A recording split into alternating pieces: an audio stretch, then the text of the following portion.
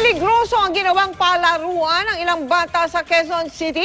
E paano ba naman sa ibabaw pa ng underpass nila napili na magpatingtero at maghabulan? Yan ang tinutukan ni Ivan Mayrina. Animoy mga bubuwit na nagpapatintero sa mga maninipis sa sementong beam sa ibabaw ng Quezon Avenue underpass sa mga batang ito na nakuhanan sa video ito na viral ngayon sa social media. Nasa 8 batang makikita sa video, kanya-kanyang tawid sa mga beam. Di alintana ang peligro. Tapos yan. Mga batang paslit lang sila, mukhang wala pang 7 taong gulang ang ilan. Ang isa tila nanunuya at pasayaw-sayaw pa. Hindi pa nakontento sa isang pagtawid, nagpabalik-balik pa sila. May 20 talampakan ng lalim ng babagsakan ng mga bata kung sakali.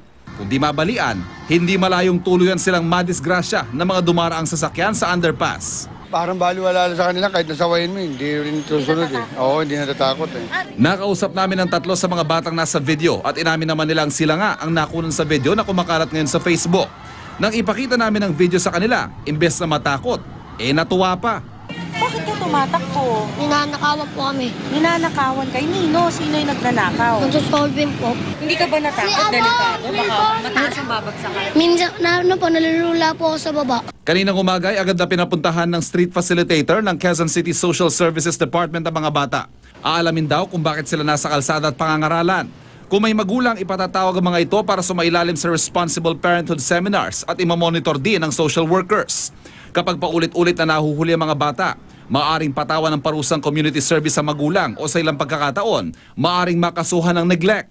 Kapag walang magulang, dadalhin sa mga temporary shelter habang naghahanap ng pinakamalapit na kamag-anak na pwedeng mag-alaga sa kanila. Usually kasi ang mga bata is may mga broken home, broken family, ganyan. O kaya yung mga both parents ay mga nagtatrabaho, walang nag-aalaga sa kanila sa loob ng bahay, nakakalabas po sila. Hindi naman daw nagkukulang mga traffic enforcer at mga opisyal ng barangay sa pagsaway sa mga batang lansangan. Pinagkasabihan namin yan at kaya lang ko talagang hindi kayang sawayin. At siyempre, priority namin trabaho sa traffic. Ivan Mayrina, nakatutok, 24 oras.